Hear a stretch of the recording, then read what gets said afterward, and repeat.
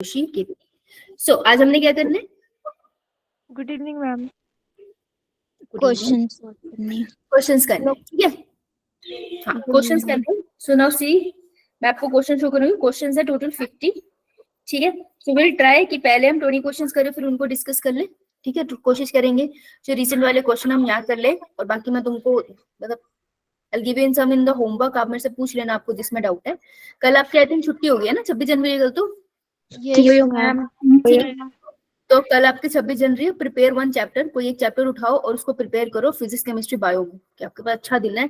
उस दिन को बहुत अच्छे से यूटिलाइज करो यार, वेस्ट मत करना, ठीक है? सोने के लिए तीन महीने के बाद दबा के सोना, कोई तुमको नहीं कुछ कहेगा, लेकिन अभी कल का दिन वेस्ट मत करना, ठीक है? Plan your day before you sleep and do the chapter बहुत अच्छे से, जो टॉपिक तुमको नहीं आता, and stick to NCERT. Physics chemistry biology में भी स्टिक टू एनसीईआरटी। अगर आप पढ़ते हो किसी से और आपको पता है एनसीईआरटी में दे रखा है, अगर फॉर एग्जांपल अगर दे रखा है वहां पे आइसोमेरिज्म, और आप पढ़ रहे हो किसी से आइसोमेरिज्म, तो हो सकता है ना कि इंटरनेट पे कोई आइसोमेरिज्म जेई लेवल का भी पढ़ा रहा हो, तो आपको पता है ना कि आइसोमेरिज्म में स्ट्रक्चरल आइसोमेरिज्म ही है जो डिटेल में जाता है ना? वो टोटोमेरिज्म को बहुत ज्यादा एक्सप्लेन नहीं करते हैं, लेकिन जो आप वीडियो देख रहे हो उसमें 1.5 घंटे का टोटोमेरिज्म है, तो you have to leave it, ठीक है? तो आपको कैसे पता चलेगा? आप अपनी एनसीईआरटी खोलोगे, देन आप एक टॉपिक खोलोगे, ठीक है? आप टॉपिक पढ़ रहे हो, आप अपनी एनसीईआरटी रीड करो, टॉपिक हुआ, रोको उसको वीडियो को, 20-25 मिनट बाद एनसीईआरटी पढ़ो, हाँ भाई इतना हो गया, इतना होगा, मतलब भी सही पढ़ा रहे हैं, उसको कोइंसाइड करना। मैं भी जब पढ़ाती हूँ एनसीईआरटी पढ़ के देखा करो, सही पढ़ा रहे हैं, ये जा रहा है साथ में या नहीं जा रहा है, नहीं जा रहा है तो छोड़ो, गलत पढ़ा रहे हैं, उसको कोइंसाइड करके देखो साथ में जा रहा है या नहीं। आफ्टर दैट अगर कोई बहुत एक्स्ट्रा पढ़ा रहा है उसे छोड़ दो, तो एनसीईआरटी में लिखा नहीं है, पूछा नहीं तो वो आएगा नहीं। जो केमिकल रिएक्शन एनसीईआरटी में है ना, वो नहीं आएंगे, आपको भी पता है ना, नीट के पीवाईक्यू उठा के देख लो, एनसीईआरटी रिएक्शंस ही आते हैं, तो कोई उससे बाहर जाए तो वहां नहीं जाना है। तो make sure you keep your NCERT with you, you keep the lecture with you, आप देखो एनसीईआरटी से कंपेयर करते हुए चलो, ऐसे एनसीईआरटी भी पढ़ी जाती है, टॉपिक भी कवर होता है। कोई एक चैप्टर उठा लेना कल फिजिक्स केमिस्ट्री बायो का, और खत्म करके ही उठना, ठीक है? ये एक प्रण ले लो कि कल मैंने वो चैप्टर खत्म करके ही उठना है। एंड मेक श्योर कि कैसे बैलेंस करोगे। अगर तुमने बायो का चैप्टर ले लिया, let's say neural control and coordination, वो लंबा चैप्टर है ना? अब तो आई एन ईयर हट गया, तो अब वो छोटा चैप्टर हो गया, तो अगर तुमने वो ले लिया तो मेक श्योर केमिस्ट्री में कुछ ऐसा लेना जो थोड़ा कम हो, फिजिक्स में थोड़ा ऐसा ले लिया तो ज्यादा हो, तो चैप्टर की लेंथ देख लेना, ठीक है? जैसे अगर तुमने उठा लिया cell cycle cell division, cell cycle cell division is not very lengthy, ठीक है? कॉम्प्लिकेटेड है लेकिन लेंदी नहीं है। तो अगर तुमने एक छोटा चैप्टर ले लिया तो इसके साथ तुम केमिस्ट्री का बड़ा चैप्टर ले सकते हो, तो फिजिक्स का छोटा लेना, इसको ऐसे बैलेंस करके चलना। 3 लंबे लंबे चैप्टर मत ले लेना, पागल हो जाओगे। और क्या करना, जिससे तुम्हें सबसे ज्यादा डर लगता है, सब सुबह उठ के सबसे पहले उसको पढ़ना। ये मैं पिछले 3 दिन से ट्राई कर रही हूँ। जो टॉपिक से मुझे सबसे ज्यादा डर लगता है, मुझे लगता है कि ये ना मेरा दिमाग खपाई करेंगे, उनको मैं सुबह उठते ही पढ़ लेती हूँ। ट्रस्ट में, मैं जब आंखें खोलती हूँ, मैं सबसे पहले, मेरे टेबल है मेरे पास एक, उस टेबल पे किताब रखी होती है, मैं सबसे पहले उठा के उसी टॉपिक को पढ़ती हूँ। स्टार्टिंग का मेरा 45 मिनट्स टू 1 आवर उसी में जाता है, ना ब्रेकफास्ट होता है, ना मुंह धोना होता है, कुछ नहीं होता है, वो 1 घंटा उसी में जाता है, और मेरा वो डन हो जाता है। उसके बाद पूरे दिन मेरे को ये स्ट्रेस नहीं होता कि हे भगवान मुझे वो पढ़ना है। समझ रहे हो तुम? बिकॉज द थिंग जिससे तुम्हें डर लगता है, पूरा दिन वो तुम्हें डराएगी, तो तुम उसको स्टार्टिंग में निपटा दो। और जरूरी नहीं है तुम्हें सब समझ आए, लेकिन जितना आ रहा उतना तो सही से कर लो ना। तो ट्राई कि जिस चीज से सबसे ज्यादा डर लगता है उसको दिन के 1 घंटे में निपटा लो। सुबह सुबह, सुबह बहुत फ्रेश होता है, मैं जल्दी पिकअप करता है चीजों को, तो उसको तुम सुबह सुबह निपटाओ, और बाकी की चीजों को थोड़ा डिले रखो। और हो सके तो बायोलॉजी को बीच में रखना, क्योंकि बायोलॉजी बेशक तुमको इजी लगती है, लेकिन बायोलॉजी की वेटेज ज्यादा है, तो बायोलॉजी को पीछे मत छोड़ देना कि इसको बाद में पढ़ लेंगे। बायोलॉजी तुम्हारा पेपर क्वालिफाई करा सकती है। तो फिजिक्स केमिस्ट्री बायोलॉजी में बायोलॉजी को बीच में रखो ना, उसको सबसे पहले पढ़ो ना उसको सबसे एंड में पढ़ो, उसको बीच में पढ़ो। ये तुम्हें होप देगी कि यार आधा दिन तो हो गया, आधा से ज्यादा काम तो हो गया, बस अब एक ही सब्जेक्ट पढ़। और जिससे सबसे ज्यादा डर लगता है उसको सबसे पहले दिन में खत्म कर लो, पूरे दिन सुख रहेगा तुम्हारी जिंदगी में। ये मैंने आजमा के देखा, तो मेरे को लगता है बहुत अच्छे से वर्क कर रहा है, ठीक है? यो मैम। कल का दिन बहुत प्रोडक्टिव बनाना। तुम कल सो जाओगे, तुम्हें जिंदगी में बहुत से दिन मिलेंगे सिर्फ सोने के लिए, लेकिन अगर प्रोडक्टिव बना लिया तो सीट मिल जाएगी। एंड ट्रस्ट में, तुम्हारी सीट मिलने के बहुत चांसेस है, समझ रहे हो तुम? बहुत प्रेफरेंसेस है तुम्हें। बीएससी नर्सिंग इंडिया में जनरली कॉलेजेस में सिर्फ लड़कियों के पास है, लड़कों के पास ऑप्शन भी नहीं है गवर्नमेंट में। एम्स का पेपर निकलेगा भी फरवरी मिड में, एम्स से बीएससी नर्सिंग करोगे ना, तुम्हारा रुतबा ही कुछ और हो जाएगा। पैरामेडिकल करोगे उसमें वैल्यू अलग हो जाएगी। तो you have preferences, use it. कैसे यूज करोगे? स्टडी से, ठीक है? तो प्लीज कल का टाइम कोई वेस्ट मत करना। प्रेड देखनी है देखो यार, कोई चक्कर नहीं है, मैं भी देखूंगी प्रेड तो, लेकिन मेरा फिक्स है, मैं सुबह उठ के सबसे पहले अपनी डिफिकल्ट चीज को सुलझाऊंगी और उसके बाद बाकी के दिन I focus on the things जो इम्पोर्टेंट। ओके चलो, स्क्रीन दिख रही है सबको? यो मैम। माय कैमरा, अब इसकी जरूरत नहीं है। So you know the time limit, तुम्हें प्रोटोकॉल पता है, मैं स्क्रीन पे क्वेश्चन दिखा रही हूँ। पिक अप योर पेंसिल, ठीक है, अपनी कॉपी में पहले लिखना है, जब मैं बोलूंगी आपको मुझे भेजना है तब आपको मुझे भेजना है। टाइम लिमिट है हर क्वेश्चन के साथ, ध्यान से पढ़ो। ओके एंड फर्स्ट क्वेश्चन है आपका question number 1, question number 2, question number 6, question number 7, लेकिन आप कॉपी में ऑर्डर लिखोगे 1 2 3 4 5 6 7 और सीधा 6 और 7 को आंसर करोगे, 1 एंड 2 को करोगे, बीच वाले थोड़ी देर में करेंगे, ठीक है। तो सीधे ऑर्डर में लिखो। 4 क्वेश्चन है आपके पास, you have 3 minutes, your time starts now।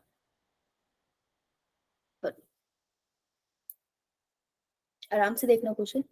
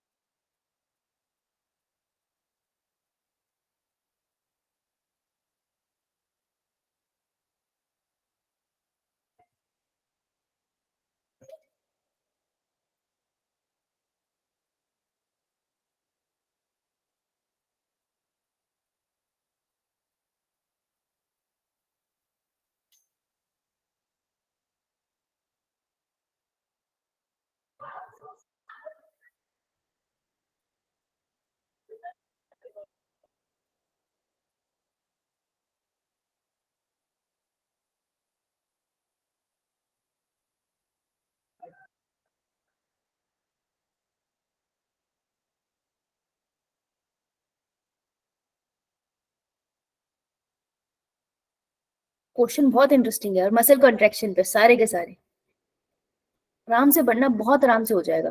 ठीक है, क्वेश्चन नंबर 6 पे थोड़ा सा, जब ऐसा क्वेश्चन आए मेक अ चार्ट ना छोटू सा, तो थोड़ा सा आइडिया हो जाएगा ए बैंड कौन सा, आई बैंड कौन सा है, एंड देन डू इट, सोच के करना, you will like enjoy it. अच्छा क्वेश्चन है।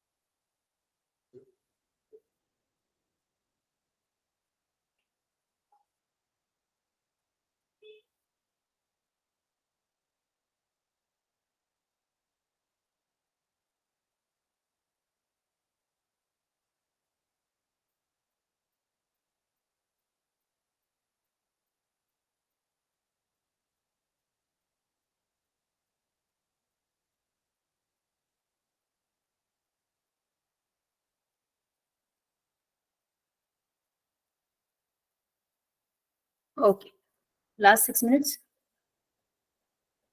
2 3 4 5 6, ठीक है जी। नेक्स्ट पे चलते, पहले इतने क्वेश्चन करते स्क्रीन के, फिर आगे पढ़ेंगे। Okay, question number 3 4 8 9 10, 5 questions, you have 4 minutes and you have 3.5 minutes, your time starts now।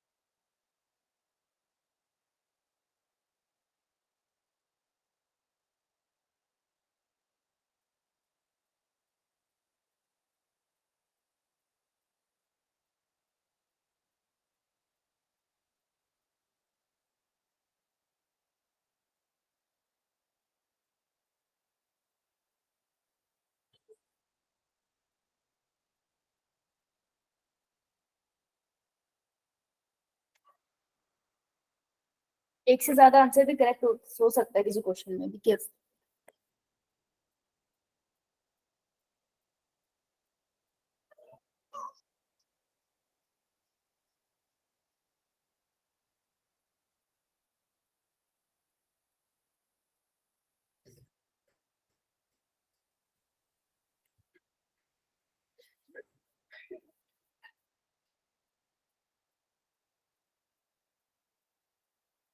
Last 1 minute,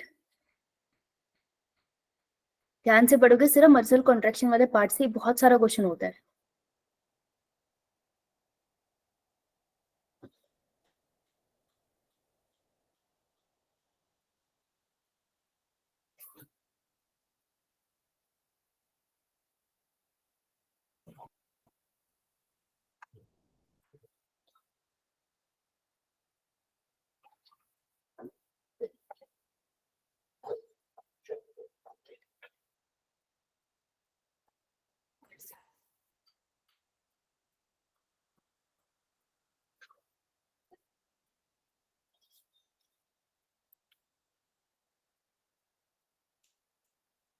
बेटा तुम्हारा केमिकल काइनेटिक्स चल रहा है राइट, केमिस्ट्री में?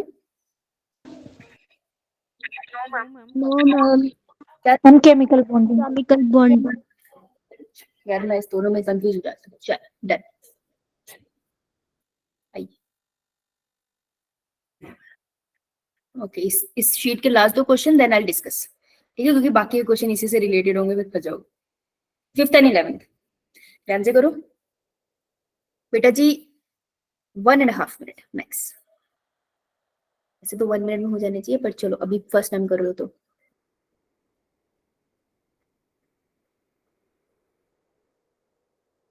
अबे नहीं नहीं नहीं, इसमें सिर्फ 1 मिनट, ये तो बहुत इजी है।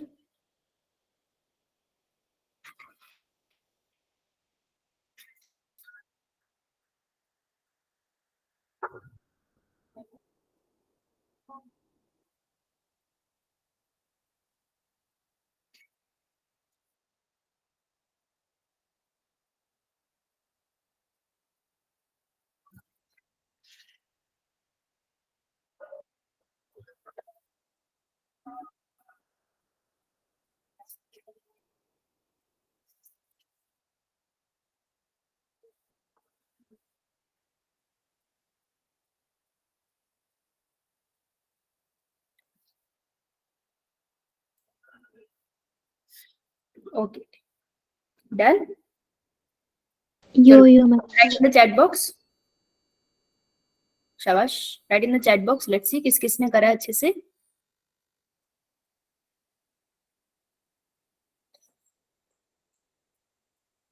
Right in the chat box.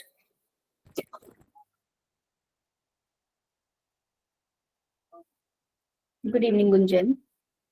Okay Bhumi, AP3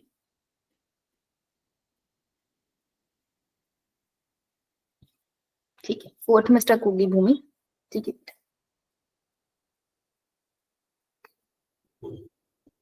okay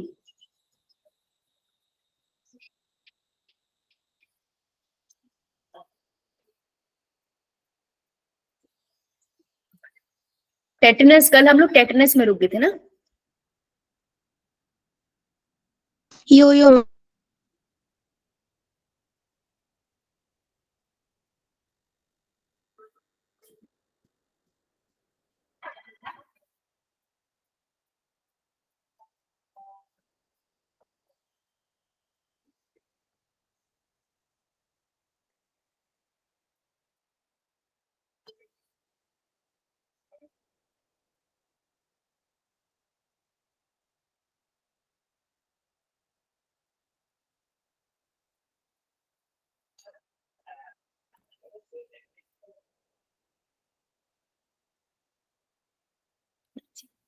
Sakshi done, okay बेटा। जगदीश जन, मनीषा, प्रीति, रमिता, नेहा, कृतिका, आरुषि, दीक्षा, तमन्ना, आंचल, मुस्कान, भूमि। और कोई बेटा? अभी भी आंसर्स रहते हैं। लिनिका, दीक्षा, ईशा, ईशानी, केतकी, मीनाक्षी, भेज दिया। पायल, पायल दीक्षित, रमिता भेजा है? यो रितिका, मैम। रितिका कुमारी, शिवांशी, श्वेता, स्नेहा, तान्या, आंसर नहीं आया, तनिष, पायल दीक्षित का आ गया, वैशाली, विशाल, फटाफट भेजो। मैम रुको थोड़ी देर। अच्छा भेज रही है, भेज यस। भेज भेज, चल वेट।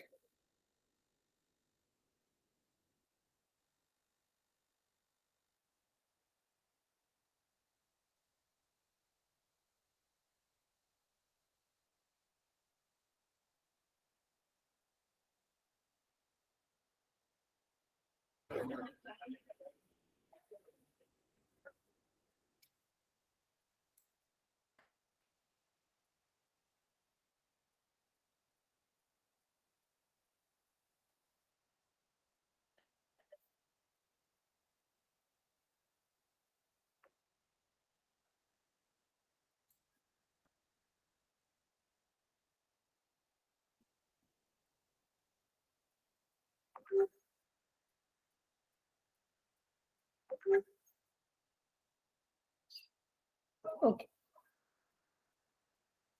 तान्या, श्वेता, पायल, तनिष, जगदीश, ठीक है, चलो बता दूं। यो मैम। Cut the screen. देखो बेटा, calcium is important in skeletal muscle contraction because calcium क्या करता है, कैल्शियम जाके बाइंड करता है किसके ऊपर, टीपीसी के साथ। ट्रोपोनिन के टीपीसी के साथ, ठीक है, तो वो खिसका देता है बाकी के मॉलिक्यूल को, राइट, तो ट्रोपोनिन ट्रोपोमाइसिन खिसक जाते हैं, और ये पड़ा किसके ऊपर होता है, एक्टिन या मायोसिन, एक्टिन के ऊपर।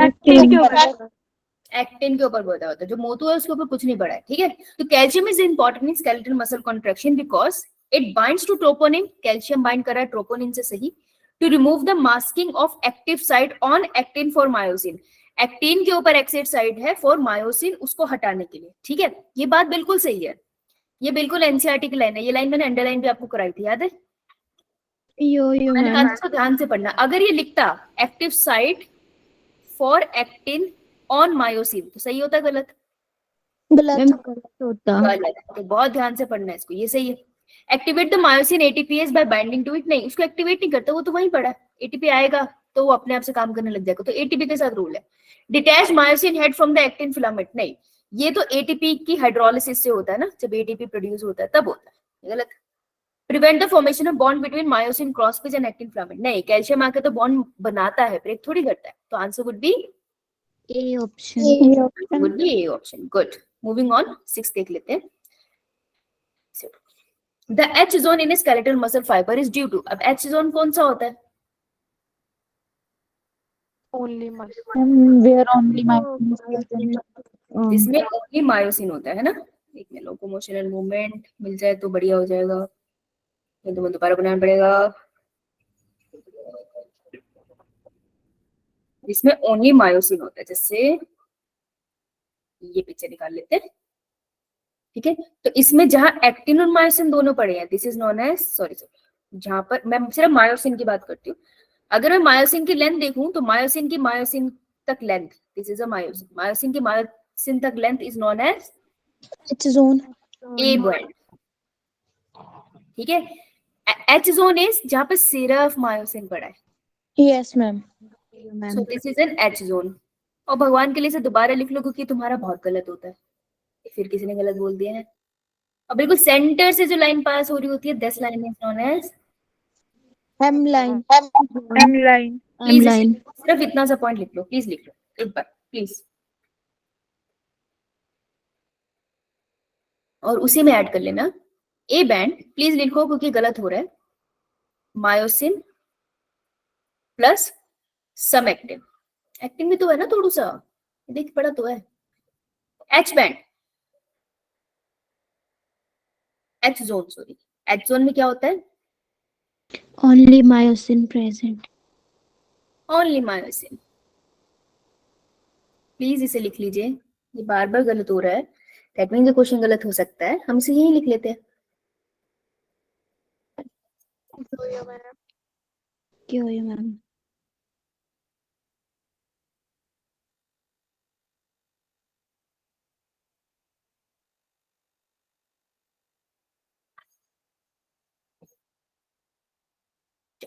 आर यू में? तो H zone in skeletal muscle fibre is due to, इसकी वजह से एच जोन हमें पता है, H zone is made up of only myosin. Yo-yo, ma'am. ठीक है, Yo-yo, ma'am. लैंग्वेज ढूंढनी पड़ेगी हमें, तो लैंग्वेज पढ़ लेते हैं। The central gap between actin filament, तो ये दो एक्टिन फिलामेंट दिख रहे हैं तुमको, ये एक Yo-yo. एक्टिन फिलामेंट है, Yo-yo. ये एक एक्टिन फिलामेंट है। तो एक्टिन फिलामेंट के बीच का ये गैप है, ये लाइन तो यहां तक सही है ना?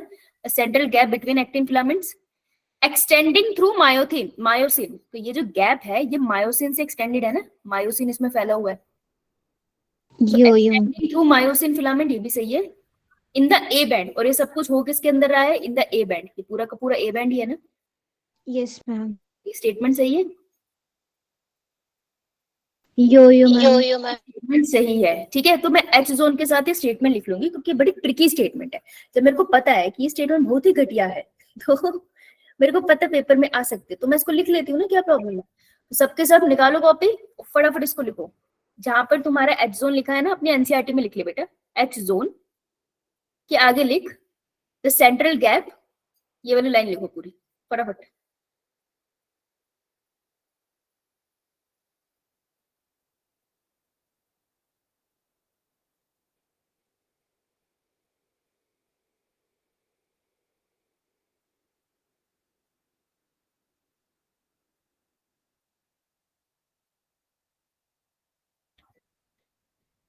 डन? Yo-yo, ma'am. आगे की स्टेटमेंट गलत क्यों देख लेते हैं, ये तो सही है। Extension of myosin filament in the central portion of the A band, A band है,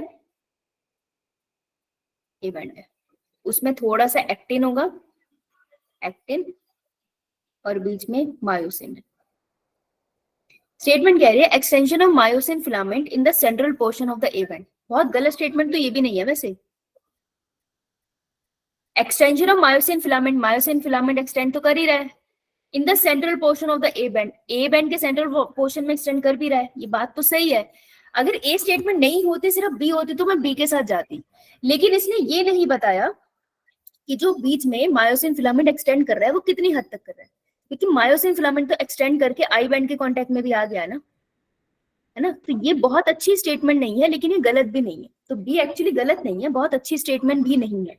अगर लिखती ना in the central portion of the A band या extension of myosin filament only, अगर सिर्फ ओनली वर्ड लिखती तो ज्यादा सही होता, लेकिन इन्होंने ओनली नहीं लिखा, इसका मतलब पूरा मायोसिन को कंसीडर कर रहे हैं, तो पूरा मायोसिन का एरिया तो नहीं कह रहा था ना हमारा एच जोन। एच जोन किसे कहते हैं? Only myosin. Only myosin. इतना एरिया को कहते हैं ना, तो ये स्टेटमेंट बहुत अच्छी नहीं थी, इसलिए ये गलत होगी कि ए वाली, समझ आई? Yo-yo, ma'am. हाँ बेटा, पूछ, डाउट है? No, ma'am. ठीक है। The absence of myofibril in the centre portion of A band, myofibril absence है ऐसा तो कुछ नहीं होता, ये तो गलत है, सी वाला पॉइंट ही गलत है। The central gap between myosin filament in the A band, myosin filament के बीच का central gap in the A band, between myosin filament थोड़ी होता है ना? Yes, ma'am. एक के Yo-yo, ma'am. एक्टिन फिलामेंट के बीच में होता है, तो answer would be A. Now 7 कर लेते हैं। During muscle contraction in human, the, जब मसल कॉन्ट्रैक्शन होती है तो सार्कोमेयर छोटा होता है या नहीं? Yo-yo, ma'am. होता है। Yo-yo, होता ma'am. है, तो डज नॉट लिखा है तो गलत हो गया। A band remain the same, A band अपने जैसे ही रहता है। No, ma'am. Yes, ma'am. What is A band? Ma'am, distance between Actin plus myosin. Actin plus myosin, और मैं ए बैंड को बोल सकती हूँ A band is nothing but the length of complete myosin, length of complete myosin.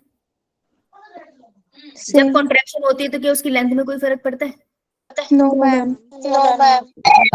ये बात मुझे कैसे पता? बेटा माइक बंद कर ले, ये बात मुझे कैसे पता चली? इस पिक्चर से। ये मायोसिन है, ये रहा myosin.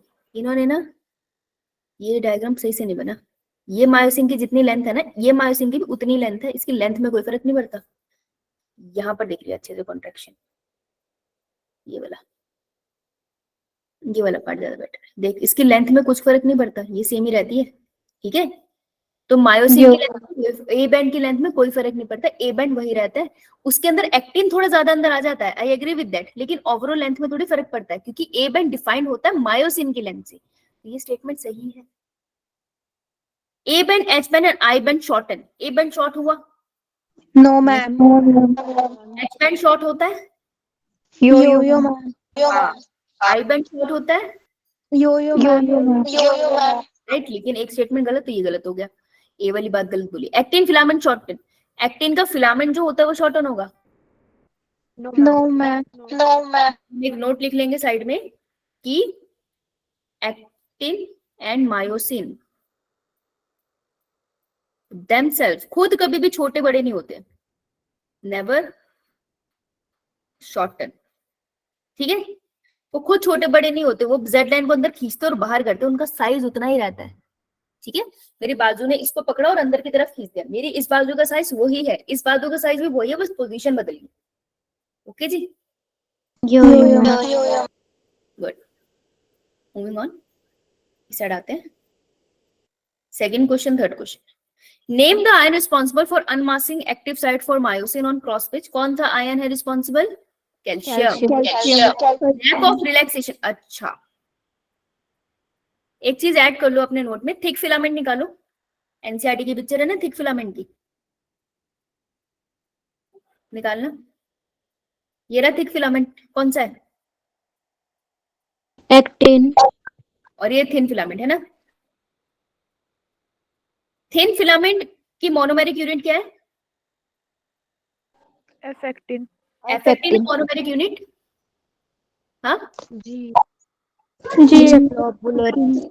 G actin is a monomeric unit. ये एक गोला इज जी एक्टिन और इसकी चेन इज एफेक्टिन, ये सारा का सारा एफेक्टिन है, समझ आई?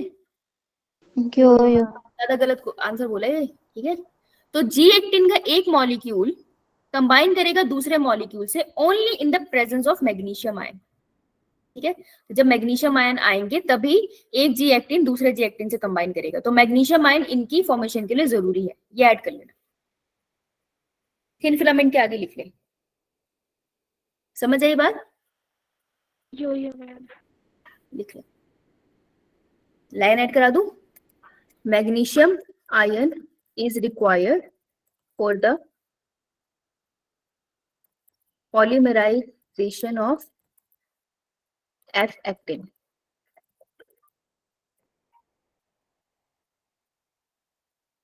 ओके जी, Yo-yo, ma'am. सबने लिखा? Yes, ma'am. चल, lack of relaxation between successive stimuli in sustained muscle contraction is known as, this is known as tetanus, ठीक है।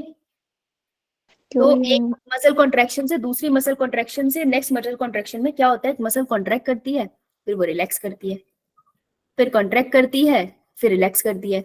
लेकिन हो क्या रहा है, अब कॉन्ट्रैक्ट कॉन्ट्रैक्ट कॉन्ट्रैक्ट कॉन्ट्रैक्ट करती जा रही है, मतलब एसिटाइलकोलिन गिरता चला जा रहा है, गिरता चला जा रहा है, मसल कॉन्ट्रैक्ट करती जा रही है, तो इंसान की बॉडी से ट्विस्ट सी होने लग जाती है, इसे हम कहते हैं tetanus. This condition is known as tetanus. What is a spasm? Spasm is जब सडनली मसल कॉन्ट्रैक्शन हो जाए। फॉर एग्जाम्पल, कभी आपने कुछ सडनली उठा लिया हो भारी सा, जैसे बल सा बढ़ जाता है ना पीठ में या बाजू में, that is spasm, Yo-yo, ma'am. ठीक है। तो sudden contraction of a muscle is spasm, लिखो वहां पे, लिखो लिखो, ऐड करो। Sudden contraction of a muscle is known as spasm.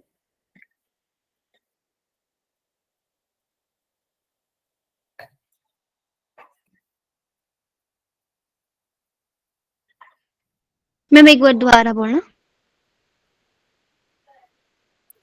Sudden contraction of a muscle is known as spasm. Like, for example, lifting weight. Sudden contraction of a muscle is known as spasm. For example, like lifting weight. Fatigue क्या होता है? थकान। Muscle के respect में क्या होगा? Lack of, नहीं, insufficient amount of energy. Insufficient amount of energy for muscle contraction. Ma'am इसमें ऑक्सीजन नहीं होगा बेटा ma'am, incomplete supply of oxygen. Insufficient supply of energy, थकावट, थकावट एटीपी से ज्यादा रिलेटेड होती है ना। Okay, yo yo ma'am. Bless you. और टोनस क्या होता है?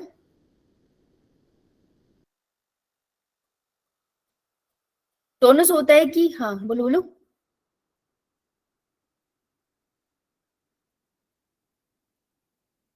टोनस इज लाइक आपकी मसल की जो फ्लेक्सिबिलिटी है वो रिड्यूस हो रही है क्योंकि मसल सही से कॉन्ट्रैक्ट नहीं हुई। आपको मैंने एक लाइन करवाई थी जिसे हम कहते हैं ऑल एंड नन प्रिंसिपल, आपको याद है ऑल एंड नन प्रिंसिपल? ऑल एंड नन प्रिंसिपल कहता है कि जब एसिटाइल कोलिन रिलीज होगा ना, बेटा माइक बंद करना, मसल सेल कॉन्ट्रैक्ट करेगा, यानी कि मसल फाइबर कॉन्ट्रैक्ट करेगा, पर इसका मतलब ये नहीं कि पूरी मसल कॉन्ट्रैक्ट हो। तो हो सकता है कुछ मसल सेल्स मेरे कॉन्ट्रैक्ट करके, लेकिन पूरी मसल कॉन्ट्रैक्ट सही से नहीं हुई, राइट। तो ऑल एंड नन प्रिंसिपल कहता है कि मसल सेल जब भी सिग्नल आता है या तो वो कॉन्ट्रैक्ट करेगा या तो कॉन्ट्रैक्ट नहीं करेगा, वो कभी भी पार्शली कॉन्ट्रैक्ट नहीं करेगा। However muscle as a whole हो सकता है पार्शली कॉन्ट्रैक्ट करे। समझ आई ये बात? यो यो इट इज लाइक कि जब भी नीट का पेपर आएगा तुम सब इंडिविजुअली पेपर देने जरूर जाओगे, ठीक है। तो इंडिविजुअली तुम हो मसल सेल, जब भी पेपर आएगा उस दिन तुम पेपर देने चाहोगे, पर ओवरऑल इंडिया में जरूरी नहीं है सारे बच्चे पेपर देने जाए, ठीक है। तो overall India is a muscle और तुम अकेले बच्चे इज अ मसल सेल। तो मसल सेल जरूर कॉन्ट्रैक्ट करेगा या फिर नहीं कॉन्ट्रैक्ट करेगा सिग्नल की प्रेजेंस में या एब्सेंस में, लेकिन मसल के पास एक पॉसिबिलिटी होती है कि वो पूरा ना कॉन्ट्रैक्ट करके थोड़ा कम कॉन्ट्रैक्ट कर जाए। समझ आई बात? तो जब वो पूरा कॉन्ट्रैक्ट करके नहीं कम कॉन्ट्रैक्ट कर जाता है तो उसे टोनस भी कह देते हैं कि स्ट्रेचेबिलिटी मसल की थोड़ी लूज हो जाती है। अब टेटनस दिखा दो तुमको, एक टेटनस की एनिमेशन। यो यो ठीक है, कल मैं टिटेनी और टेटनस में कंफ्यूज हो रही थी इसलिए मैंने तुम्हें रुकवा दिया था, मैं कुछ गलत बोल रही हूँ, ठीक है। हमने जब एनसीईआरटी खोली तो एनसीईआरटी में देख के बताओ कौन सी डिजीज है?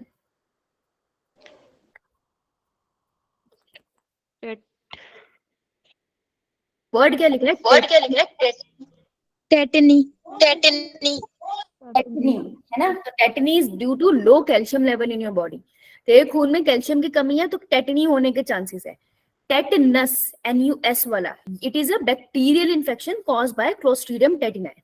ओके, तो वहां लिख टेटनी, एक तरफ कॉपी में लिखो एक तरफ टेटनी, ठीक है, और एक तरफ लिखो टेटनस, सामने लिख लो this is caused by bacteria, ठीक है। And this is not caused by bacteria, it is insufficient or deficiency of calcium in blood, ठीक है, deficiency of calcium in blood, okay. Yo yo अच्छा, इसमें कौन रिस्पॉन्सिबल होता है? इसके लिए मेन आप पढ़ते हो PTH, पैराथायराइड हार्मोन, और कैल्सिट्रायोल के बारे में पढ़ते हो, जो आपको यहाँ नहीं पढ़ाएंगे, अगले से अगले चैप्टर में, हार्मोन वाले चैप्टर में ज्यादा डिटेल में आएगा क्योंकि तुम्हें पैराथायराइड हार्मोन पता नहीं है। बैक्टीरियल के केस में क्या होता है, यहाँ पर होता है कि लगातार एसिटाइलकोलिन रिलीज होता जाता है, तो it is something related to motor end plate, motor end plate related है, ठीक है। चलो दिखाऊं, अबे वीडियो थोड़ी सेंसिटिव है तो चला दूं, देख लोगे? यो मैम।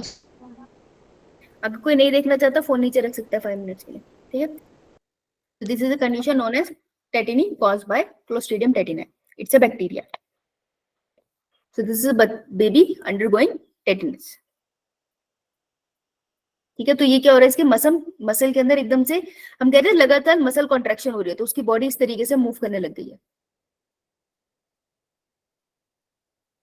इसकी बाजू, जैसे पैर देख रहे हो, पैर यो यो अनकंट्रोल कॉन्ट्रैक्शन जैसे बच्चे में, ठीक है। Now they are explaining what happen is, मैं कल एक्चुअली आपको ये एक्सप्लेन करने लगी थी, तभी आई थॉट कि कुछ गलत हो गया। सो व्हाट हैपन इज, जैसे अगर कहीं पे जंग लगा है, जैसे इस नेल पे जंग लगा हुआ है इसके ऊपर, है ना, तो जंग लगी चीजों में ना जो बैक्टीरिया है उसके स्पोर चले जाते हैं, तो बैक्टीरिया का नाम है क्लोस्ट्रीडियम टेटिनाई।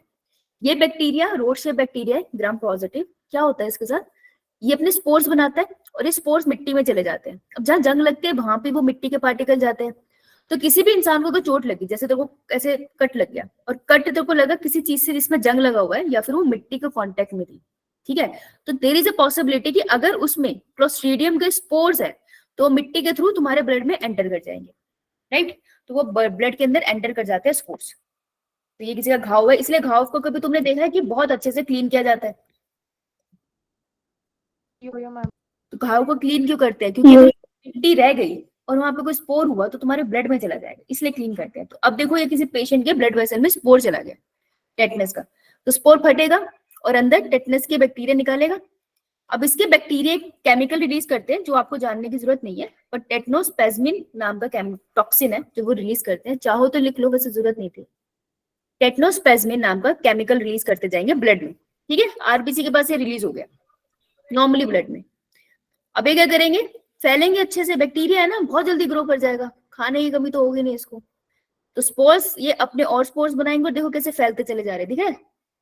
ये येलो येलो डॉट्स ना केमिकल है इसके जो रिलीज होते जा रहे हैं, तो इट इज अ टॉक्सिन जो तुम्हारे किसी के ब्लड में घुस गया। अब ध्यान से देखना, this is the blood vessels और नीचे ये क्या है, striated see muscle muscle. So this is our skeletal muscles दिखा रहे हैं आपको, ठीक है। अब ये जा रही है जा रही है जा रही है और आपको पूरी ब्लड वेसल्स दिखा रहे हैं। अब ध्यान से देखेंगे, बहुत अच्छी एनिमेशन लगी मुझे, मैं इसलिए लेकर आई हूं। देखो ध्यान से देखना, मसल के ऊपर ये एक्सॉन के टर्मिनल्स है, जो न्यूरॉन आता है उसके एक्सॉन टर्मिनल नहीं होते, मोटर न्यूरॉन के टर्मिनल है जो पिंक कलर का एसिटाइलकोलिन रिलीज कर रहे हैं। पिंक कलर का बस यहाँ दिखाया, ठीक है।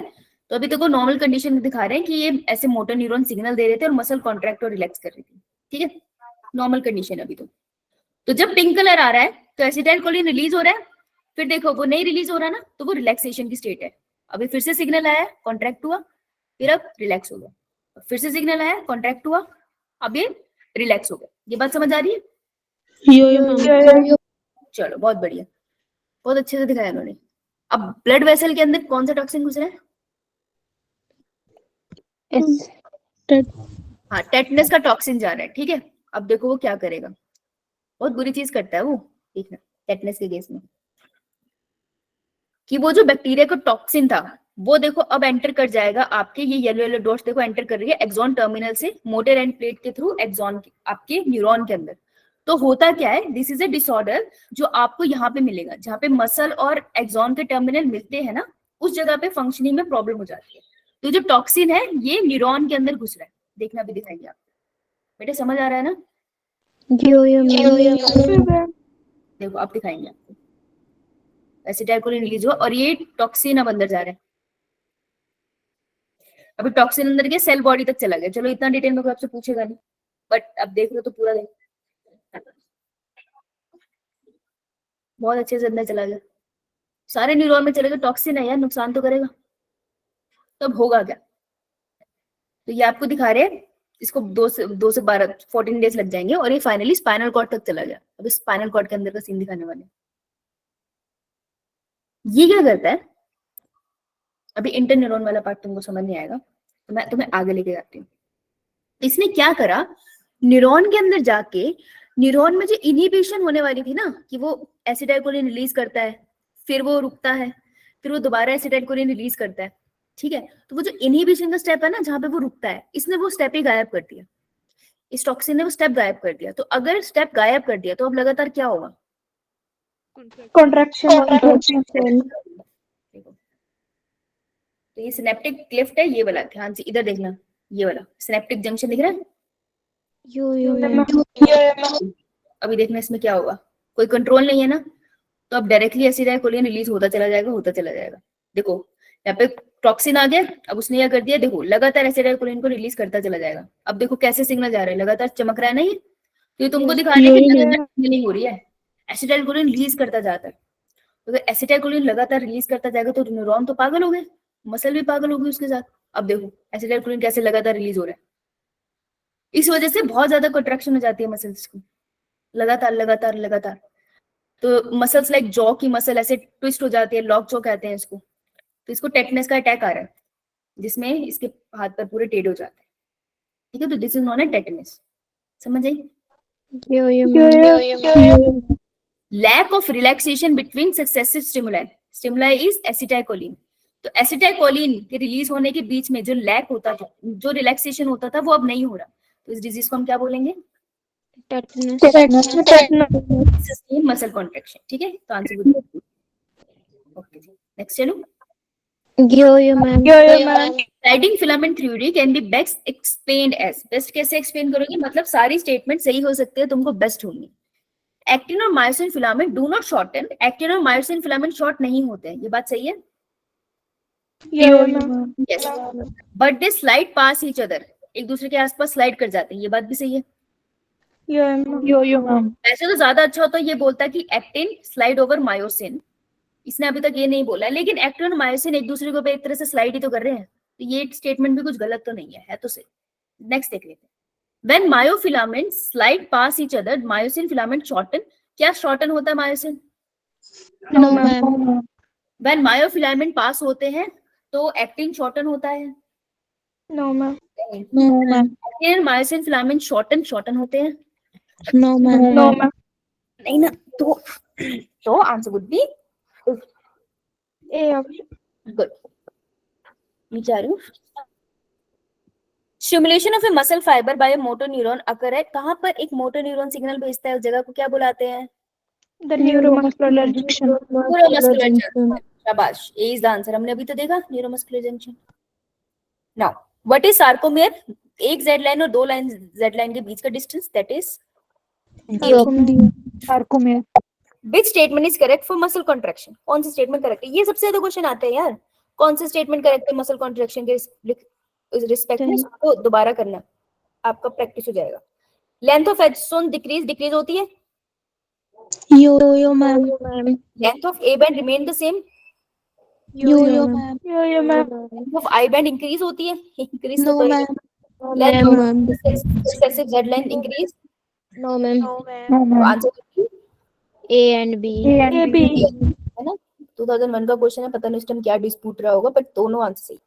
तो contractile protein of skeletal muscle, contractile protein कौन कौन से होते हैं?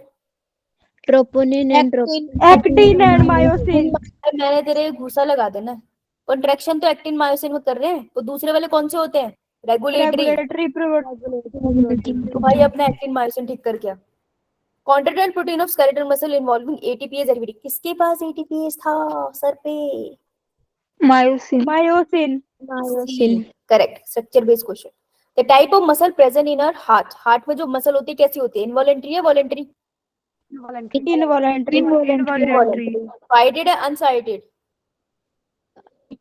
बेटा स्ट्राइटेड है, और ये तुमने पढ़ा नहीं है और एनसीईआरटी में लिखा है, और ये तुम नंबर खा जाओगे।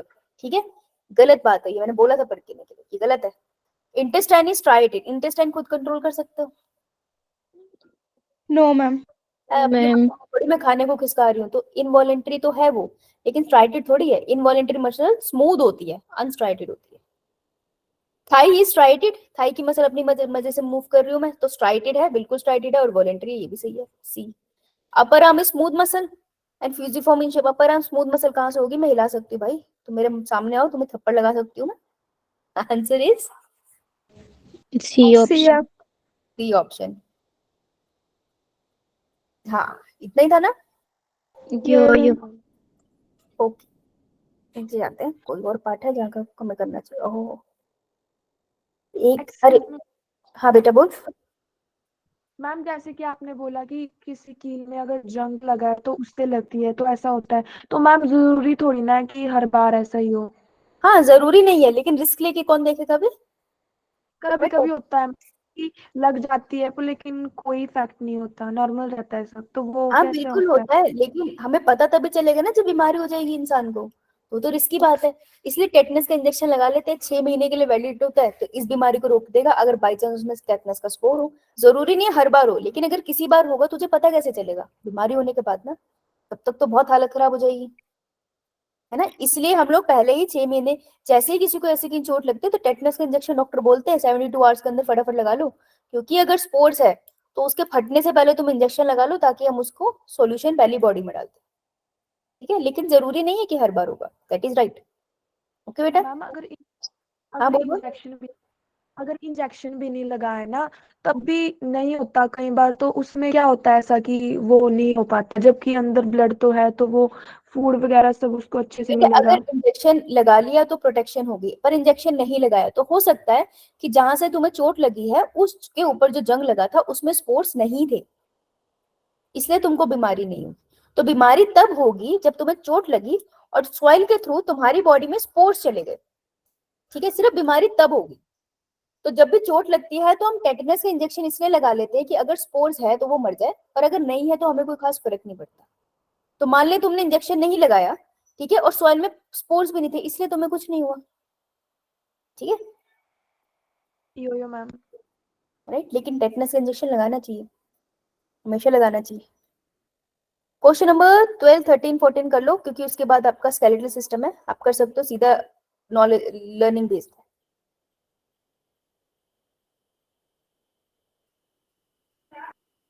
ये 14 रहने तो अब नहीं आता ये abductor regulated extensor of flexor. लेकिन अभी तुम प्रैक्टिस करो तो नॉलेज के लिए इसके नोट्स बना सकते हो एक एक लाइन के। ये नोट्स के लिए लिख लो, ये होमवर्क के लिए लिख लो, इसकी एक एक लाइन के नोट बना लेना, वो बेहतर रहेगा। 14 वाले लिखो। Yo ma'am.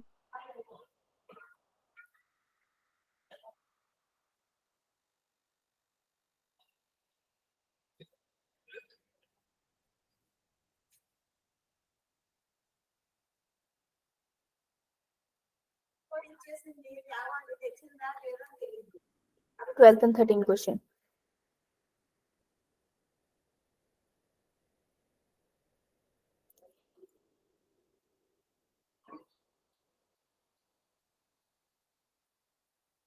One and half minute दिया होगा मैंने तुम्हें, इनकेस तुमको लग रहा है वैसे बैठी हूँ।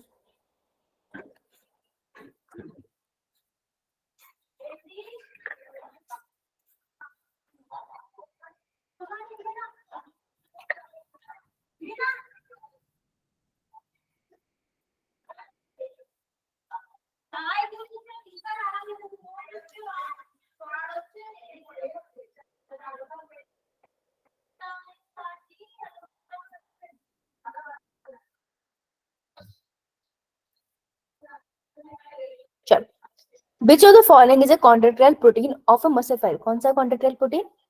मायोसिन। हाँ मायोसिन। और देवी ट्रोपोमायोसिन मत लिखाइयो, बाबली कहीं। The functional unit of contractile system is inside muscle. Functional unit sarcomere. क्या है? Sarcomere. Sarcomere. Sarcomere. Structural and functional unit होते हैं सार्कोमेयर। तो मायोफिब्रिल क्या होते हैं? दोनों कैरेक्टरिस्टिक मसल्स होते हैं। दोबारा बोलो। Characteristic feature of muscle. Muscle fibre का कैरेक्टरिस्टिक फीचर होते हैं, करेक्ट, ठीक है। इसको ध्यान रखना, ये क्वेश्चन बहुत आराम से गलत हो सकता है। ओके जी, ओके। यो मैम। चलो, जब तक नहीं है तो फिर हम लोग के मसल वाला एक बार ज्वाइंट्स का कर लेते हैं, 2-3 क्वेश्चन, ठीक है। यो मैम। ज्वाइंट्स के चांसेस होते हैं, लेकिन छोड़ के मत जाना, 50 तो क्वेश्चन है, छोड़ोगे क्यों? Question number 35, 36, 2 minutes.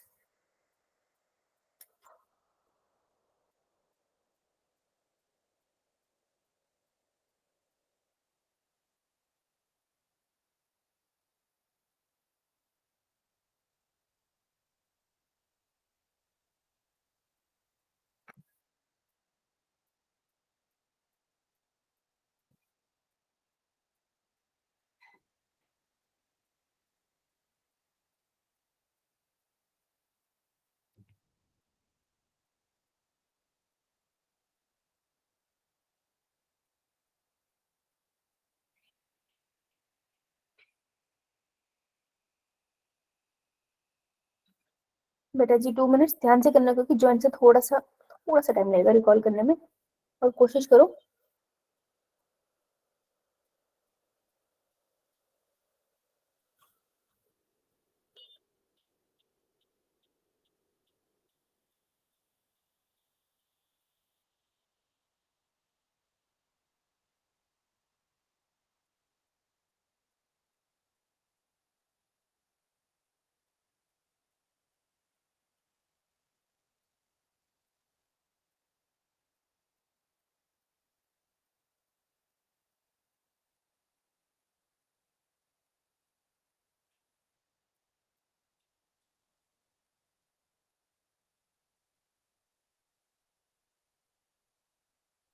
चलो,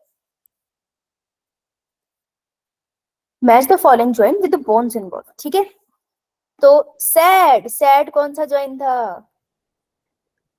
between carpal and carpal and metacarpal metacarpal.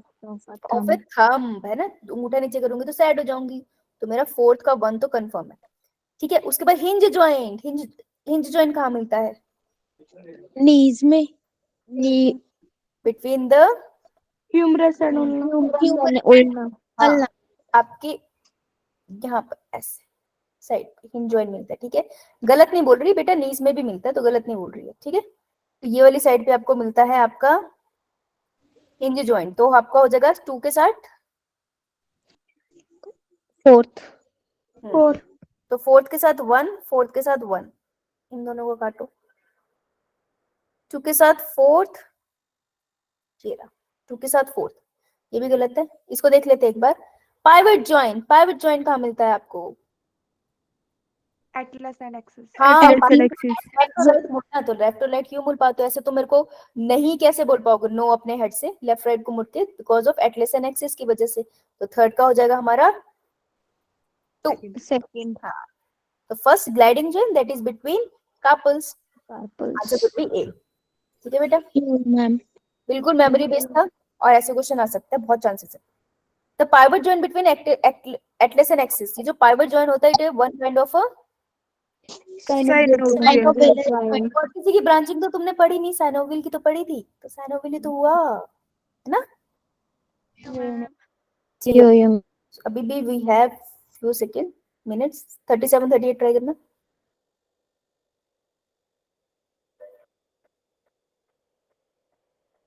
Thirty seven 38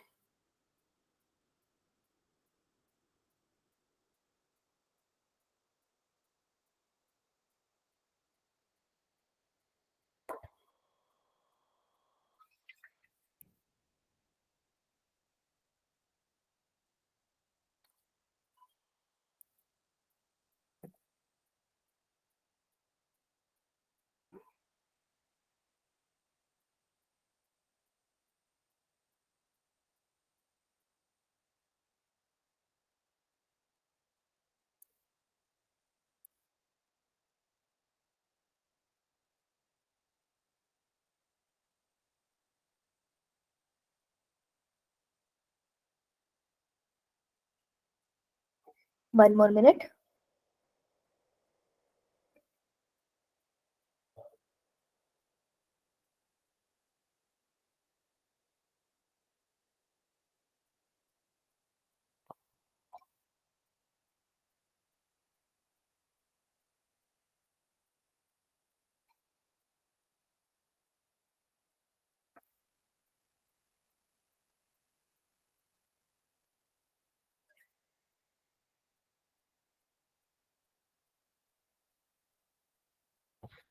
चलो बेटे, which of the following joint would not allow no movement underline करना attitude, that is fibrous joint fibrous joint cranium में, है ना। School में पूरा बोल सकती हूँ, लेकिन वहां पे जो मैक्सिला या मैंडिबल जो मूवेबल कौन सा होता है? mandible मूवेबल होता है, तो वहां गड़बड़ हो जाएगी। फाइब्रस जॉइंट करेक्ट मैचिंग करनी है, ओके। कार्टिलेजिनस जॉइंट आपको कहाँ मिलता है? Frontal and parietal, frontal and parietal cranium का पार्ट है, वहां कार्टिलेजिनस मिलता है। no ma'am pivot joint between third and fourth cervical vertebra ना, first and second third vertebra के बीच में मिलता है ना, atlas and axis pivot. Hinge joint between humerus and pectoral girdle, नहीं, ह्यूमरस एंड पेक्टोरल गर्डन के बीच में आपको बॉल एंड सॉकेट मिलता है। yes ma'am gliding joint between carpal, D, answer is D. the option ये हमने ऊपर भी अभी करा था ना, ग्लाइडिंग जॉइंट्स का कार्पल के बीच में। yo ma'am बेटा देखो ज्यादा क्वेश्चंस नहीं है ना, तो सोने से पहले इसको लगा के सोना है, ओके। yo ma'am अभी इसको खत्म कर लेना यार, ये ज्यादा है भी नहीं, फ्री हो जाओगे इस चैप्टर से।